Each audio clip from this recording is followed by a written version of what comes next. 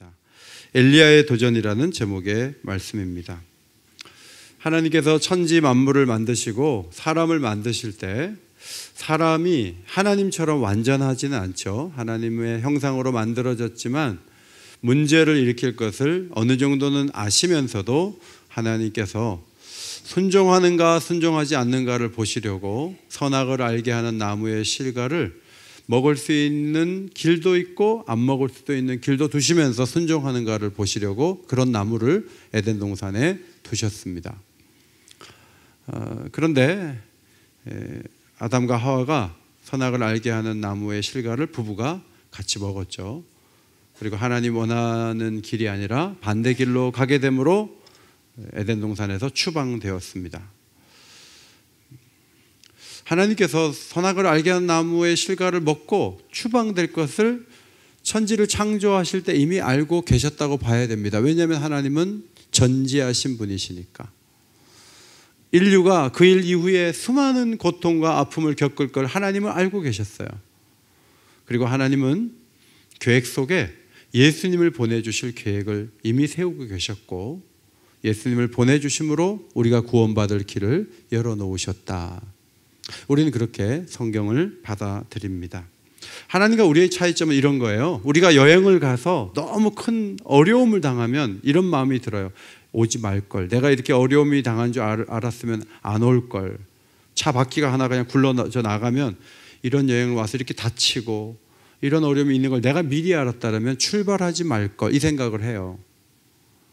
하나님은요, 우리가 뭘 할 때 무슨 일을 당할지 다 알고 계세요. 그리고 그 길로 가게 하세요. 하나님은 다 아시면서도 고통을 허용하실 때가 참 많이 있으십니다. 중요한 것은 하나님은 역사의 어느 시점에 큰일이 일어나는 것을 알면서도 하나님 어떻게 하시는가 하면 자신만의 얘기를 계속 써내려 가시는 분이에요. 그 점에서 우리와 차이점이 있어요. 우리는 어렵고 힘든 일이면 미리 안다면 안 가죠, 그 길로. 하나님은 가게 하세요. 그리고 역사를 계속 진행시키세요. 그리고 자기만이 쓸 수 있는 역사를 쓰시는 거예요. 그것이 오늘 본문 말씀에 굉장히 잘 나타나 있다고 봅니다. 엘리야가 여호와께서 말씀하신 대로 아합 왕을 찾아갔습니다. 앞으로 수년 동안 비도 안 내리고 이슬도 안 내립니다 하고 사라졌어요. 아합은 엘리야 이놈이 와서 나한테 얘기한 다음에 비도 안 온다 해서 엘리야를 죽이면 비가 올 것 같아서 엘리야를 막 찾아다녀요. 하나님은 그리 시냇가로 엘리야를 데리고 올라가죠. 거기서 이제 있는데 먹을 게 없잖아요. 그런데 까마귀가 아침과 저녁에 떡과 고기를 물어와요. 새가 물어온 음식을 먹는 거예요. 그래서 거기서 계속 먹으면 좋은데 조금 있으니까 계속 비가 안 오니까 시내가 말라요. 물이 없어요. 여러분, 시내가 마를 것을 하나님이 아셨어요? 몰랐어요? 다 아셨죠? 그 마르는 시내한테 왜 하나님이 올라가서 거기서 까마귀의 공급받게 하셨습니까? 이유가 뭡니까? 그냥 물이 계속 있는 대로 아예 처음부터 인도하시지. 근데 하나님은요, 그리 시냇가에서 뭔가 배우는 단계가 끝난 다음에는 사르밧 혼자 사는 여자 집에 아이 하나 데리고 사는 여자 집에 또 보내요. 그래서 그 집에서 또 훈련을 시작하세요. 마치 초등학교 6학년 마치고 중학교 가잖아요. 계속 공부하는 학교를 왜 안 보내고 왜 6학년밖에 없는 그 초등학교 보냅니까? 초등학교 때 배울 게 있고 중학교 올라가 배울 게 있고 3년이 지나면 고등학교 가는 것처럼 이 엘리야를 그리 시냇가에서 훈련을 하고 그 다음 단계는 사르밧 과부의 집으로 보내요. 거기서 통의 가루와 병의 기름이 계속 되게 하셔서 계속 연명하게 하세요. 다락에 숨어 있는 거예요. 밖에 나가면 신고 들어가면 바로 잡혀가는 거예요. 이방 땅에 가가지고 어려운 중에 피해 있는 거죠. 그 속에서 엘리야가 훈련을 받아요. 그러면 계속 이 기근이 계속 되는 동안에는 양식이 계속 공급된단 말입니다. 엘리야가 밖에 나가서 운동도 못하고 막 배가 나왔을지도 몰라요. 그러면 계속 기근이 끝날 때까지 거기서 연명하는 게 목표가 아니에요. 하나님은 그 다음 또 단계로 올리시는 것을 우리는 보게 됩니다. 그것이 무엇인가 하면 그 사르밧 과부의 아들이 죽어요. 그래서 엘리야가 너무 기가 막힌 상황을 맞이하면서 하나님께 부르짖죠. 기도하죠. 그래서 하나님이 그 혼이 돌아오게 하세요. 그래서 아이를 살려서 엄마의 품에 안깁니다. 이런 일을 통해서 엘리야는 점점 더 하나님을 신뢰하고 담대해져가는 그런 선지자가 되었다 하는 것이죠. 성도 여러분, 선악과를 알게 하는 실과를 에덴 동산에 넣어두신 이유가 있고, 또 아합에게 엘리야를 보내서 피신하도록 도망자가 되게 하신 이유가 있고, 앞으로 마를 수 있는 시내에 올라가게 하신 이유가 있고, 그리고 아이가 죽어 당황스러운 사건을 맞이할 사르밧 과부의 집에 들어가서 연명하게 하신 이유가 있어요. 무엇 하나도 문제가 없이 그냥 계속 고속도로처럼 쭉 하이웨이를 달릴 수 있는 그런 길에 하나님은 절대로 놓지 않으세요. 어떤 어려움과 원치 않는 사건 속에 하나님이 이루실 어떤 목표가 있다는 것을 바라보시기를 바랍니다. 이것이 역사를 볼 때 우리가 해석하면서 얻을 수 있는 중요한 관점이에요. 하나님이 누구십니까? 하나님은 무산일한 분 아니에요. 만사형통하는 길만 우리로 인도가게끔 하시는 분도 아니에요. 하나님은 어떤 분이십니까? 제가 이렇게 정리해 봤어요. 따라합시다. 하나님은 새로운 이야기를 계속 써내려가면서 미래의 시간 속에 새 일을 행하는 분이십니다. 하나님은 새로운 얘기를 쓰시는데 관심이 많아요. 새로운 이야기, 새 일을 행하시는데 관심이 많아요.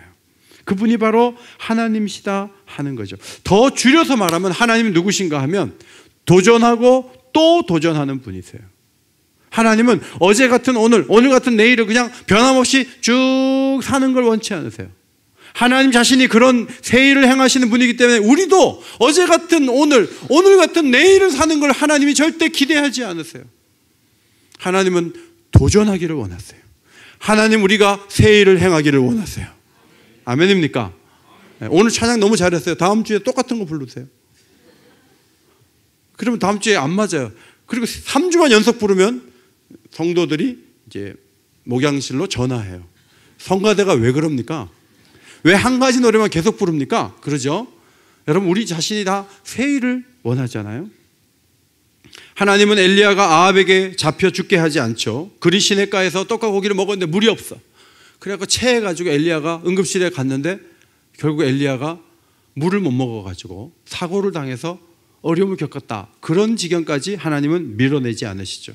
사르밧 과부의 집에서 아이가 죽어서 아이 어머니로부터 당장 이 집에서 나가요! 이런 얘기 듣게 하지 않고 그 아이를 또 살리시는 놀라운 일을 이루셨어요. 하나님은 기도에 응답하시고 역사를 변화시키고 세상을 바꿀 수 있는 능력이 충분한 분이세요.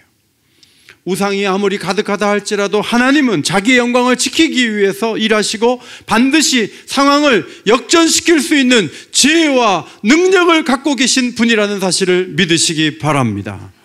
하나님은 그런 분이에요. 놀라운 분이세요. 하나님께 쓰임받는 사람들은 하나님을 의지하는 법을 배운 후에 도전적인 삶을 살죠. 하나님 도전하는 거 기뻐하세요. 하나님 도전.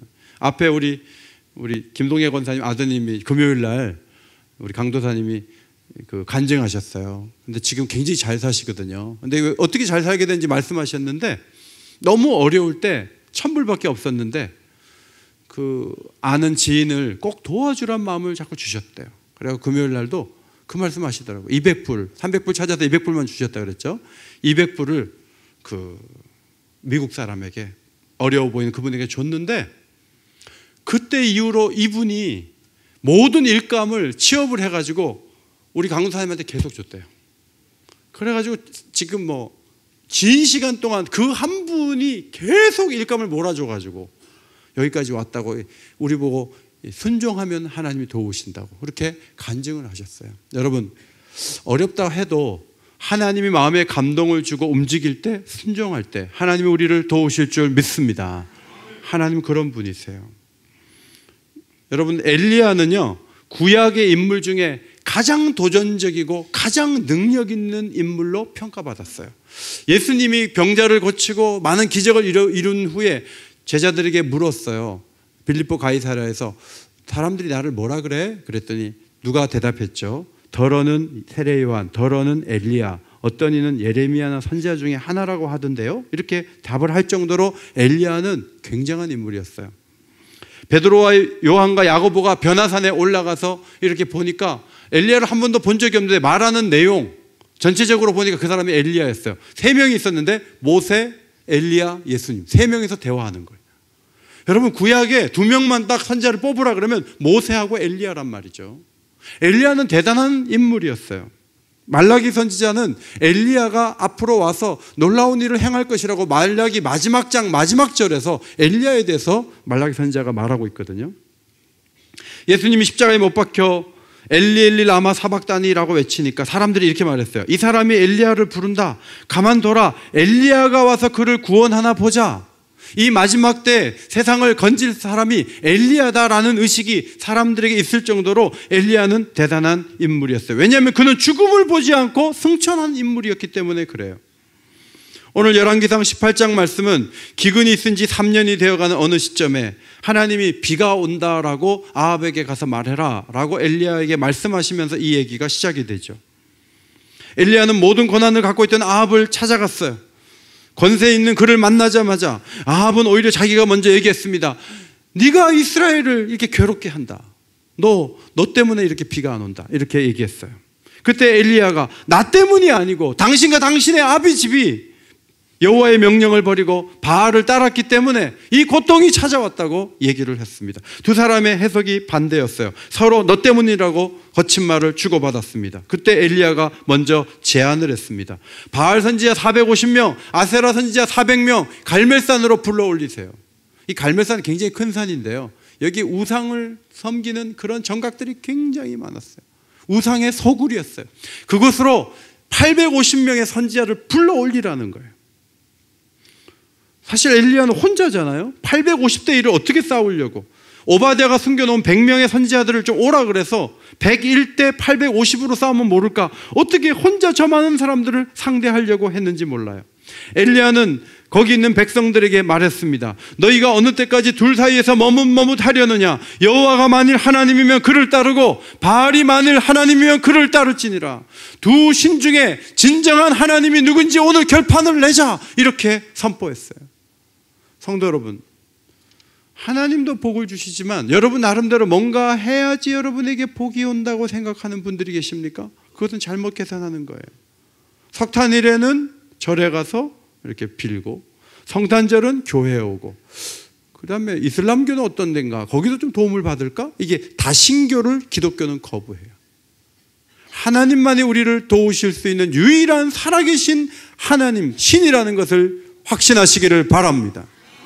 그래서 다른 거 하면 안 돼요. 뭐 전보로 다닌다든지 뭐 제사 지내면서 조상신 불러낸다든지 그거 안 돼요. 성경이 금하는 거예요. 목숨을 걸고 하나님 한 분만 섬기는 것이 하나님이 기뻐하시는 모습이에요. 엘리야는 제안합니다. 송아지 둘을 각각 와서 둘을 잡아가지고 각을 떠가지고 이렇게 올리자는 거예요. 나무에 올려가지고 밑에서 불 붙이지 말고 위에서 불이 내리면 그 신이 참 신이다 하고 내기를 하는 거죠. 백성들이 좋다고 그랬어요. 그래서 바알 선지자 먼저 해보라 그랬어요. 자, 오전이에요. 오전 내내 바알 선지자 450명이 막 춤도 추고 주문도 외우고 여러분 불이 안 내리는 거예요. 점심때가 됐으니까 엘리야가 조롱하죠. 야, 바알이 신인데 묵상하고 있나? 잠깐 나갔나? 화장실 갔나? 잠이 들어서 깨워야 되나? 저녁 때까지 해보라고. 저녁에 해질 때까지 막 나중에는 안 되니까요 칼로 몸을 커요. 피가 막 나요. 그래도 불은 내리지 않죠. 왜냐하면 우상은 아무런 힘이 없으니까. 우상이 어떤 존재입니까? 이사야 46장 6절 7절에 주머니에서 금을 모아가지고 우상을 만들잖아요. 도금쟁이에게 줘가지고 그 도금쟁이가 번쩍번쩍하게 만들어 놓는데 거기 가서 경배를 하는데 그것이 그 우상의 신전에 어떻게 갔냐 하면 우상이 걸어간 게 아니고 어깨에 매가지고 가야 돼요. 중환자도 아닌데 어깨에 매가지고 거기 간다고요. 거기 세워놓으면 서긴 하는데 한 걸음도 움직이지를 못해요. 왜냐하면 죽었으니까. 그건 생명이 없으니까. 그게 우상이에요. 부르짖어도 대답하지 못하고 고난에서 건져내지도 못하는 게 우상이다 했는데 사람들은 바알이 가짜였구나 그것을 보게 되었습니다. 이제 엘리야 차례예요. 저녁 소재 드릴 때 해질 때 엘리야는 백성들을 가까이 오게 한 후에 무너진 제단을 수축하고 12돌을 모았어요.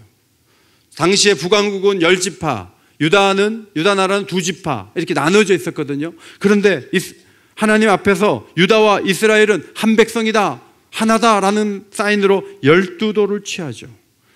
하나님은 내 이름을 이스라엘이라 오래전에 말씀하신 분이라는 거죠. 돌로 무너진 제단을 쌓고 곡식 종자 2세알을 뿌릴 만한 도랑을 만들었어요. 이 도랑을 만들었는데 곡식 종자 2세알은 15리터 정도 되는 곡식의 양이에요. 적지 않아요. 꽤 큰 도랑을 만들었어요. 거기에 송아지를 올려놓고 물을 12통을 붓는 거예요. 당시에 기근이 심했는데 물이 어디 있을까? 어디선가 샘이 있어서 물을 받아왔든지 아니면 갈멜산이 지중해에서 가까우니까 바닷물을 퍼왔든지 12통을 부었단 말입니다. 굉장히 불리한 상황을 스스로 막 만들어요. 그리고 엘리야가 기도하기 시작했습니다. 아브라함과 이삭과 야곱의 하나님이여 하면서 그가 기도합니다. 36절 말씀 앞에 보시고 기도문을 읽겠습니다. 시작. 주께서 이스라엘 중에 하나님이신 것과 내가 주의 종인 것과 내가 주의 말씀대로 이 모든 일을 행하는 것을 오늘 알게 하옵소서. 이스라엘 중에 하나님이신 것을 드러내십시오. 제가 주의 종인 것을 드러내십시오. 내가 주의 말씀대로 이 모든 것을 행하는 것이지 그냥 내가 오기가 있어가지고 어떻게 될지도 모르면서 내가 하는 것이 개인적인 그런 일이 아니라는 것을 알게 해주십시오. 37절 여호와여 내게 응답하소서, 내게 응답하소서. 이 백성에게 주 여호와는 하나님이신 것과 주는 그들의 마음을 되돌이키심을 알게 하옵소서. 그렇게 간구했습니다. 그때 불이 하늘에서 내려와 번제물과 나무와 돌과 흙을 태우고 도랑에 있는 물을 다 핥았어요. 할렐루야. 네. 제가 이런 얘기를 하면 어떤 분은 그걸 사실이라고 말하나? 이상하다. 그런 일이 있을 수 있나? 천지를 만드신 하나님, 불과 물을 만드신 하나님, 우리의 생명을 창조하신 하나님, 갈멜산을 만드신 하나님께서 불로 응답하신 줄 믿습니다. 하나님은 그렇게 하셨어요. 그때 사람들이 이렇게 말했어요. 여호와 그는 하나님이시로다. 여호와 그는 하나님이시로다. 그렇게 외쳤단 말이죠. 엘리야는 바알 선지자를 도망가지 못하게 450명 한 명도 도망가지 못하도록 기손 시내에서 이 거짓말로 사람들을 그동안 잘못 쳐놓겠던 사람들 다 죽여라 해서 심판하였습니다. 모든 대결이 끝났습니다. 성도 여러분, 어떻게 이런 결과물이 나올 수 있는가 하면 먼저는 하나님이 도전적인 분이시고 또 한 가지는 하나님을 믿는 사람이 도전하게 만드심으로 승리하게 하셨다는 것이 중요합니다. 엘리야는 그냥 자기가 오기가 나서 한 얘기가 아니었어요. 36절에 내가 주의 말씀대로 이 모든 일을 행하는 것을 알게 하옵소서 그랬어요. 하나님이 엘리야에게 말씀하신 거예요. 야, 갈멜산에 가서 몇백 명이도 붙어라. 그리고 불로 응답하는 신이 진짜 신이라고 네가 얘기를 해라. 그러면 내가 불로 응답할게. 근데 불로 응답 안 하면 죽는 거예요. 만약에 양쪽 다 불로 응답하지 않으면 다 거짓이고 엘리야는 다수에 의해서 죽을 수밖에 없어요. 이것은 목숨을 걸고 하는 거예요. 그런데 엘리야는 그동안 하나님을 경험해 보니까 말씀한 뒤에 뒤로 빠지거나 안 도와준 적이 한 번도 없었어요. 그래서 엘리야는 하나님을 신뢰했고 갈멜산으로 올라가셨던 것이죠.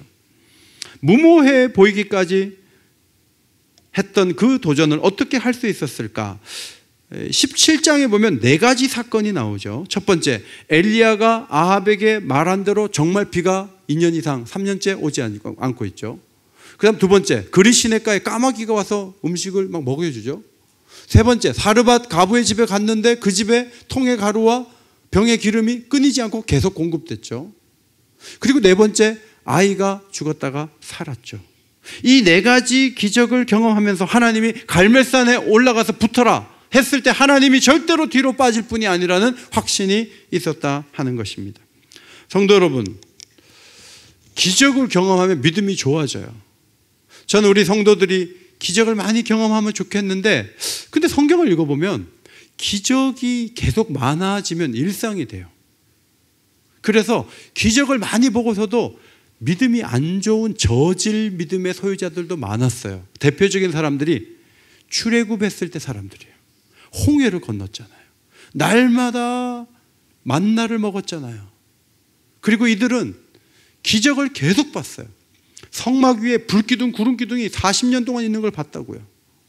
수많은 기적을 봤어요. 메추라기 고기 달라고 해서 고기도 주셨어요. 많은 기적을 봤어요. 그런데 가나안 땅에 올라갈 때쯤 돼서는 전부 다 무섭다고 두려워 떨었고 되돌아가자 그랬어요. 그렇게 많이 본 기적이 도움이 안 됐던 거예요. 또 하나 기적이 도움이 안 됐던 사람들은 예수님의 제자들이에요. 오병이어의 기적을 봤고요. 예수님 물 위로 올라오는 기적을 봤고 중풍병, 나병, 죽은 자가 살아나는 기적도 봤어요. 그런데 이들이 예수님이 십자가에 못 박혀 죽자 다 도망쳤어요. 신문을 받을 때 다 도망쳤어요. 아무도 주를 위해 살 사람이 없었어요. 그런데 어떻게 엘리야는 그런 기적들이 있다 할지라도 거짓 선지자들 850명 모여라 하면서 혼자 올라갈 수 있었느냐 하는 거예요. 기적이 그를 믿음을 좋게 한 건 아닌 것 같다, 그런 말씀이에요. 엘리야의 모습을 잘 보면 세 가지는 기도 없이 된 일이에요. 하나님이 하란 대로 했어요. 이제 비가 안 옵니다. 그러니까 비가 안 왔고, 그리시네가에 올라가라 그래 갔더니 까마귀가 왔고, 사르밧 과부의 집에 갔더니 통에 가루가 계속 채워지고 병에 기름이 쌓아졌어요. 이거는 그냥 자동적으로 된 것처럼 돼요. 그런데 마지막 기적이 중요해요. 마지막 기적은 아이가 갑자기 죽은 거예요. 그때까지는 여자가 야, 이 선지자가 와서 우리 아들하고 내가 지금까지 살았구나 하고 생명의 은인이다 생각했는데 아이가 죽으니까 뭐라고 얘기하냐 하면 17장 18절에 이렇게 얘기했어요. 내 아들을 죽게 하려고 왔어? 당신 왜 왔어? 이렇게 묻는 거예요. 얘기가 완전히 달라지는 거예요. 엘리야가 미안하기도 하고 당황스럽기도 하고 얼굴도 뜨겁고 그래갖고 막 민망해갖고 기도했는데 어떻게 기도했냐면요. 시신을 달라 그래서 자기 그 다락에 침상에 딱 뉘어놓고 딱 부르짖다가 죽은 아이 위에 3번 이렇게 엎드렸어요. 죽은 시신하고 자기하고 이렇게 몸이 닿았단 말이죠. 자기의 생명이 좀 그 아이에게 들어가기를 원하는 마음으로 그렇게 하고 또 막 부르짖는데 하나님께서 떠났던 아이의 혼이 돌아오게 하심으로 아이를 살리셨어요. 그래서 엘리야가 야, 하나님은 죽은 자를 살리는 분이시구나. 이제 그걸 거기서 경험을 한 거예요. 그러고 나니까 850명이 두렵지 않아요. 오전 내내 저녁까지 그들이 마음껏 하라 그래. 우상이기 때문에 그들은 아무것도 못할 걸 엘리야는 알았어요. 왕의 권세를 가지고 한다 하더라도 모든 백성이 보는 앞에서 여호와 하나님만이 참 하나님이고 불로응답하는 하나님이라는 것을 그는 보여줄 수 있다고 확신을 가졌는데 그 확신은 아이가 살아난 사건에 기초하고 있다는 거예요. 이 아이가 살아나니까 여자가 이렇게 얘기했어요. 내가 이제야 당신은 하나님의 사람이요 당신의 입에 있는 여호와의 말씀이 진실한 줄 아노라. 여러분, 죽은 자가 살아나니까요, 엘리야의 마음에 그러면 내가 이 한 여인에게 이제 인정을 받았잖아요. 참 이게 어려운 거예요. 집에서도 세상의 모든 사람에게 인정을 받아도 부인에게 남편이 인정을 받으면 남편의 어깨가 펴지잖아요. 부인에게 인정받기가 남편들 어려워요, 쉬워요? 한 사람에게 인정받는 거 어려워요, 쉬워요? 대답을 못 하세요. 어려워요. 그런데 엘리야는요, 이 한 여자에게 하나님의 사람으로 인정받는 이 모두를 그대로 갈멜산으로 옮겨가서 와, 하나님의 종이다. 하나님의 사람이다. 모든 사람이 인정할 뿐만 아니라 모두가 여호와 하나님, 불로응답한 하나님만이 참 하나님인 것이 만방에 드러나기를 엘리야는 소원했던 것이죠. 그래서 그는 놀라운 믿음의 도전을 했던 것입니다. 성도 여러분, 담대함은 어디서 오는가 하면 태어날 때부터 좀 간이 큰 사람은 담대할 수 있다 이렇게 생각할지 모르지만 사실 그게 아니고 우리 신자들의 담대함은 어디서 오는가 하면 예수님께서 부활하셨다는 신앙에서 오는 거예요. 예수님이 부활하시기 전까지는 제자들이 굉장히 저질이었어요. 그리고 굉장히 무섭고 겁이 많았어요. 무서워하고 겁이 많았어요. 그런데 부활을 경험한 다음에 사람들이요 밖에 나가서 예수님이, 나사렛 예수님이 다시 살아나셨다는 거예요. 어디를 가든지 그리스도의 부활을 선포했고, 다윗은 그리스도의 부활을 미리 봤기 때문에 시편 16편에 주의 거룩한 자로 썩지 아니함을 받지 않도록, 썩지 않도록 하시겠다는 그 말씀이 그대로 이루어졌다고 선포하였습니다. 사도행전 3장 15절, 이 앉아서 늘 있던 사람이 일어난 다음에 사람들이 몰렸을 때 베드로가 한 얘기거든요. 3장 15절 같이 한번 읽겠습니다. 시작. 생명의 주를 죽였으나 하나님이 죽은 자 가운데서 그를 살리셨으니 우리가 이 일의 증인이라. 담대하게 외쳤어요. 너희들은 생명의 주를 죽였지만 하나님은 죽은 자 가운데서 예수 그리스도를 살리셨는데 우리가 그 일의 증인이라. 베드로는 공회 앞에서도 너희가 십자가에 못 박고 하나님이 죽은 자 가운데서 살리신 나사렛 예수의 이름으로 나면서부터 앉아있던 이 사람이 일어났다고 얘기했어요. 공회는 경고하면서 다시는 아무 말도 하지 말라고 했어요. 그때 저들은 말했습니다. 보고 들은 것을, 우리가 보고 들은 것을 말하지 아니할 수 없다 하니라. 굉장히 담대했어요. 부활은요, 우리로 하여금 이 세상의 모든 문제를 뛰어넘을 수 있는 담대함을 주는 하나님의 능력이 된다는 것을 우리는 깨달을 수가 있습니다. 성도 여러분, 예수님이 우리를 위해서 십자가에 죽으시고 3일 만에 부활하신 것을 믿으십니까? 그러면요, 여러분을 두렵게 하는 모든 문제를 하나님이 다스릴 것도 믿으시기 바랍니다. 그걸 믿어야 돼요. 마귀는 자꾸 정죄하고요, 자꾸 우리를 대적하고요, 너 하나님 널 버릴지도 몰라, 너 그 죄를 저질렀는데 너를 그냥 두겠어? 하나님 계속 그렇게 마귀는 속삭인다고요. 사도 바울은 로마서 8장에서 죽은 자를 살리신 예수님에 대한 얘기를 하면서 누가 우리를 대적하리요? 누가 정죄하리요? 누가 우리를 그리스도의 사랑에서 끊으리요?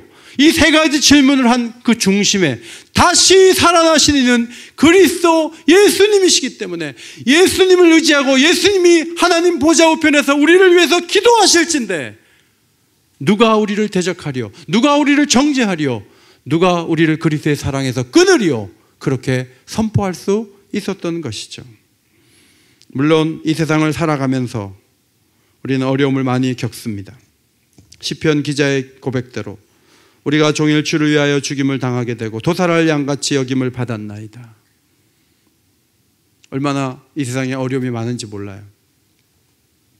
어제도 한참 통화했는데 우리 목사님, 어떤 목사님 따님이 계신데 아이도 막 부모님 많이 낳으라 해서 새 아이를 낳았어요. 새 아이를 낳았는데 막내가 이제 돌 지났어요. 병원에 갔는데 이 수유를 할 때는 그 병이 보통 없다고 보는데 특이하게 한 번씩 나타나면 굉장히 큰 병이라고 진단을 받는데 그 딸이 그 병이라는 거예요. 목사님이 딸이 아프니까 얼마나 힘들어요. 그래서 목사님 딸이 아프다 그러니까 교인들 중에 한둘 두셋 찾아와서 목사님 제가 똑같은 병으로 수술 2번 했어요. 근데 교회는 내가 얘기를 안 했어요.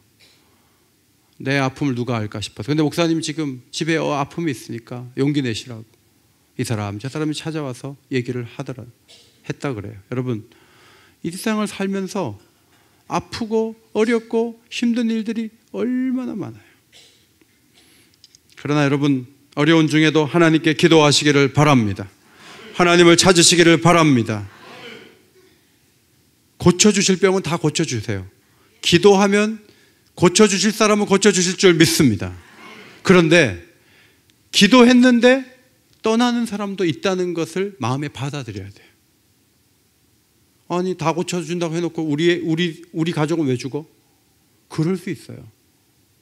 나사로도 죽었고요, 나인성 과부의 아들도 죽었고요, 다 죽어요. 이 세상을 살다가 다시 위기를 건너간다 할지라도 하나님께서 요만큼 살다 와라 하면 안 갈 사람이 없단 말이죠. 그러면 그 슬픔의 지경에서 왜 하나님 나를 안 도와주셔? 이런 얘기가 안 나오겠습니까? C.S. 루이스는 이런 고백을 남겼는데 아내를 잃고 이 고백을 남긴 거예요. 이렇게 썼어요. 거의 다 들어주신 경험자와 거의 다 들어주지 않는 경험자는 하나님 앞에서 차이가 없다. 불로 응답하듯이 항상 도와주시고 항상 살려주시고 항상 함께하지 않으면 하나님은 거짓신이에요. 이렇게 말하는 성도들이 있을 수 있어요. 그런데 C.S. 루이스는 결혼생활 겨우 4년 했어요. 늦게 결혼을 했는데 부인이 병으로 먼저 떠났어요. 그런데 그가 고통을 묵상하면서 이런 고백을 한 거예요. 거의 다 들어주신 경험자와 거의 다 들어주지 않은 경험자는 하나님 앞에서 차이가 없다. 이게 무슨 말인가 하면요, 하나님 앞에서 고통을 묵상하면서 이런 믿음이 들었어요. 돌아 죽은 아내와 나는 예수님의 부활을 믿기 때문에 영원히 살 수 있는 자격과 권리를 이미 하나님께 받았어. 아내가 먼저 갔지만 나는 영원히 살 걸 믿고 내 아내도 영원히 살 걸 믿었기 때문에 우리는 아무것도 잃은 것이 없다. 이렇게 고백을 했던 것이죠. 성도 여러분, 미국에서 오래 계시다가 오신 제 친구 목사님이 한국은 오랜만에 오니까 어때요? 한 1년 살았거든요 지금. 근데 이렇게 얘기하더라고요. 한국 사람들은 두 가지 특징이 있는데 하나는 분노, 하나는 좌절. 뭐 주차장에서 그 차 빼는 거 가지고 소리 지를 일 아니잖아요. 오늘도 누가 소리를 지르더라고요. 뭐 차를 먼저 빼고 이렇게 하면 되는 거 아니에요? 그게 소리 지를 일 아닌데 뭐 그냥 조금만 건드리면요 팍 폭파하는 거예요. 이 분노가 이만큼 차 있어요. 그 다음 또 하나는 좌절이에요. 뭐 7포 세대라고 그러는데 7가지 포기했단 말이죠. 근데 그게 청년들만이 아니고요, 한국에 살아가는 많은 사람들이 이 조그만 나라에서 얼마나 좌절이 많고 얼마나 사건이 많고 얼마나 고통이 많고. 근데 여러분, 이 분노와 좌절의 뿌리가 뭔지 아세요? 죽음이에요. 죽음이 분노와 좌절의 뿌리예요.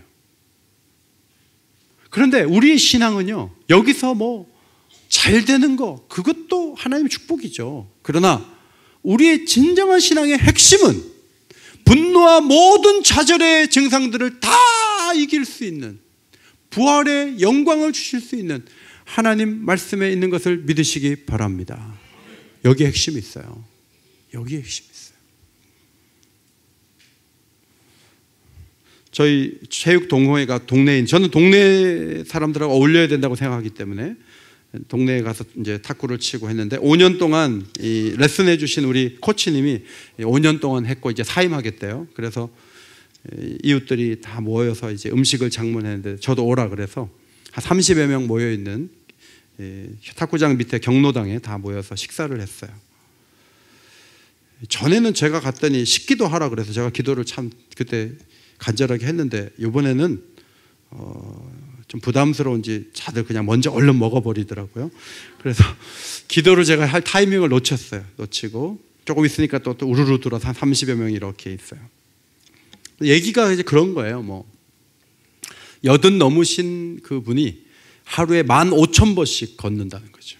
그 옆에서 70 넘으신 할아버지가 자기는 하루에 3만 보씩 걷는데요. 그래갖고 모두 다 건강하게 아주 오래 가자, 그런 얘기를 주로 나눴어요. 아파트 값이 굉장히 많이 올라서 큰평수 같은 경우에는 지난 몇 년 동안 돈을 굉장히 많이 벌었겠다 이런 생각도 들고, 또 사람들이 사랑이 없는 게 아니고 전부 음식 해오고 우리 구역 모임 하듯이 막 굉장히 화기애애하고 너무너무 좋아요. 그리고 이분들의 소원이 뭐냐면 이 분위기를 계속 가는 거예요. 내년도 그 다음에도 10년 후에도 계속 가는 거예요. 그리고 이제 식사를 거의 마칠 즈음에 어떤 분이 목사님이 기도하심으로 모든 모임을 마치겠습니다. 이렇게 또 저에게 기회를 주신 거예요. 저희 교회에 오셨던 오이코스가 거기 한 15명 정도 있었어요. 그분들이 다 지지하니까 반대파들이 말씀을 한마디도 못하고 제가 기도해도 될까요? 기도하래요. 제가 기도드렸어요. 하나님, 성탄절이 다가옵니다. 이 세상에서 누리고 싶은 것들이 너무 많고 좋은 것이 너무 많지만 여기에 있는 분들 우리 모두가 이 세상을 언젠가 떠날 것입니다. 성탄절에 예수님 보내주신 하나님의 뜻을 알게 하시고 천국의 큰 소망까지 주셔서 이 땅이 전부가 아닌 영원한 삶을 누릴 수 있는 회원들이 되게 해 주옵소서. 예수님의 이름으로 기도합니다. 그랬더니 전부 다 아멘. 무슨 말인지도 모르고. 탁구 좀 쳐가지고 몇 년 더 살 수 있을지 모르겠어요. 하루에 3만 번씩 걸어서 발이 힘을 잃지 않을 수 있어요. 그러나 여러분, 100살까지 가겠어요? 언젠가는 다 쓰러지게 되겠죠. 이 세상이 주는 허무와 비애와 부정적인 생각을 근본적으로 해결하실 분은 아들을 세상에 보내시고 십자가에 죽게 하시고 3일 만에 부활시키신 우리 불러응답하셨던 만군의 여호와 한 분이신 줄 믿습니다. 그분 외에는 인생의 모든 문제를 해결할 수 있는 신이 없어요. 그분밖에 없어요. 문제는 우리가 형상을 만들진 않았지만 예수를 믿으면서도 부활하신 하나님을 보고 담대하기보다는 우리가 돈이 나를 도와줄 텐데, 명예가 나를 도와줄 텐데, 자식들이 나를 도와줄 텐데 그러고 있어요. 그렇지 않아요, 여러분. 어려움이, 근본적인 문제가 오면요, 도와주실 분은 하나님 한 분밖에 없어요. 하나님만 잡으시기를 바랍니다. 하나님만 의지하시기를 바랍니다. 하나님은 논리로 구원하지 않으시죠. 아들을 세상에 보내시는 것 자체가 도전이에요. 하나님의 도전이에요. 그 아들을 그 베들레헴 그 어려운 지경에 나게 하신 것도 하나님의 도전 정신을 보여주는 거예요. 하나님의 아들이 나사렛 그 촌동네에서 자라게 하신 것도 하나님의 도전 정신을 보여주는 거예요. 예수님을 갈릴리에서 사역하게 하신 것도 하나님의 도전 정신을 보여주는 거예요. 십자가에 죽게 하신 것도 하나님의 도전하는 모습을 보여주는 거예요. 3일 만에 부활시키신 것은 하나님의 능력을 보여주신 거예요. 그분의 능력을 신뢰하시기를 바랍니다. 그분을 의지하시기를 바랍니다. 제일 슬픈 게요, 나이 들어가는 게 제일 슬퍼요. 그러나 상관없어요. 천국에 더 가까워 갈수록 얼굴이 환해져야 돼요. 더 밝아져야 돼요. 더 주를 의지하고 신뢰해야 돼요. 도전하신 하나님 앞에서 엘리야처럼 도전하는 하나님의 사람들이 되시기를 주님의 이름으로 축원합니다.